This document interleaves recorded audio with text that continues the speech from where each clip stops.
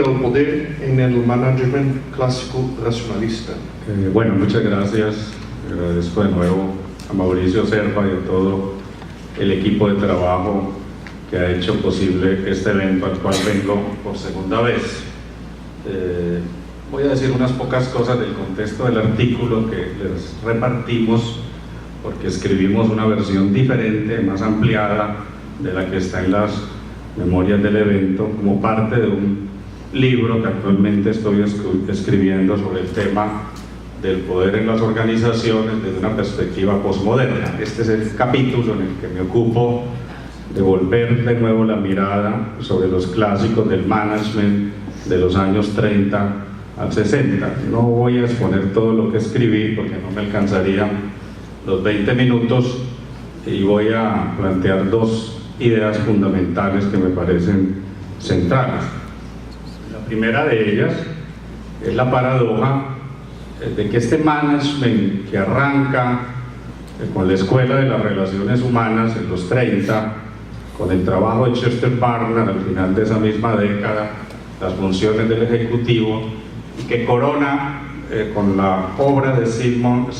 Administrative Behavior y todo el trabajo posterior que los discípulos de Simon a lo largo de 25, 30 años, incluyendo los propios trabajos posteriores y tardíos de Simon, muy encaminados hacia los temas de inteligencia artificial,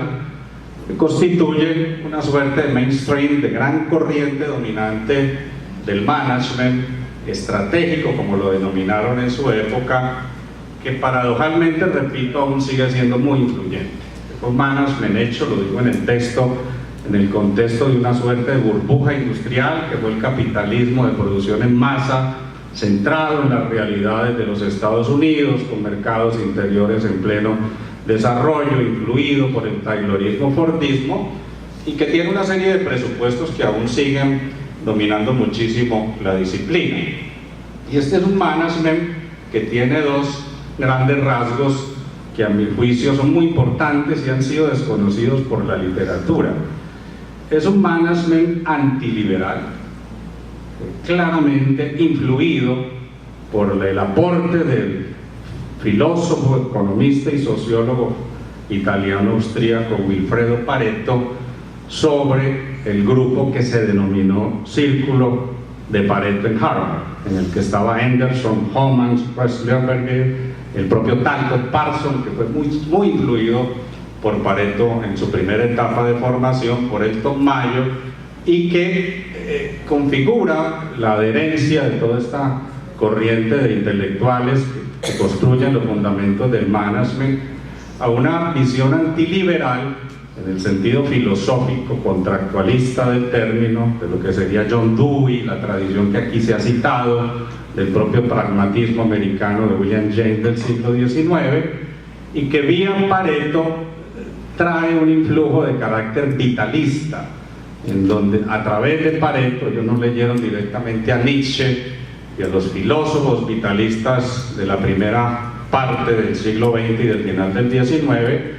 expresan la idea de dominio y de pulsión natural y de liderazgo. Pareto fue muy conocido en su tiempo por elaborar una teoría sobre la circulación de las élites, Gaetana Mosca, Robert Michels, el propio Curcio Malaparte, que fueron intelectuales muy cercanos al fascismo y al autoritarismo de esta etapa, construyen una teoría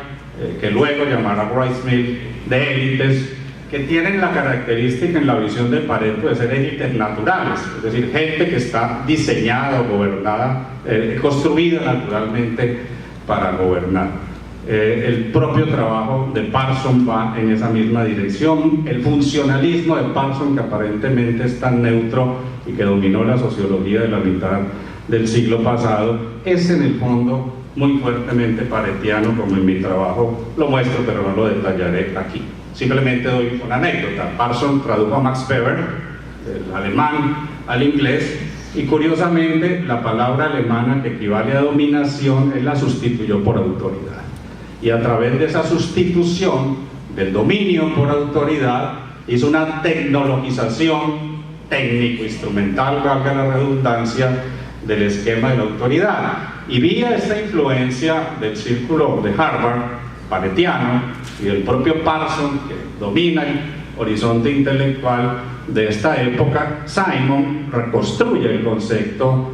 beberiano, no de dominación, sino de autoridad, y desde esa lógica se entiende el modelo simoniano, del cual se ha hablado ayer, de toma de decisiones. No me quiero meter en el debate epistemológico que ayer fue tan interesante sobre Simon, simplemente quiero destacar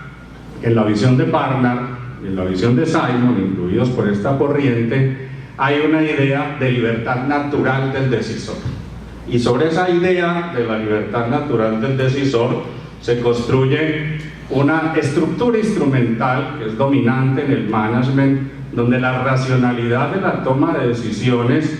tiene que ver con la capacidad de los líderes de orientar estratégicamente las organizaciones en función de innovación, de competitividad, de posicionamiento. Hay detrás del modelo de Simon, del propio modelo parsoniano, una teoría del equilibrio social y una teoría de la dominación social subliminada que vía Pareto recoge la influencia de la sociología organicista de Herbert Spencer del siglo XIX, que vía el vitalismo llega al management. Entonces, en mi texto yo muestro cómo hay una suerte de camino paralelo entre el management, construye conceptos de liderazgo, que trabaja desde el punto de vista del liderazgo la toma de decisiones,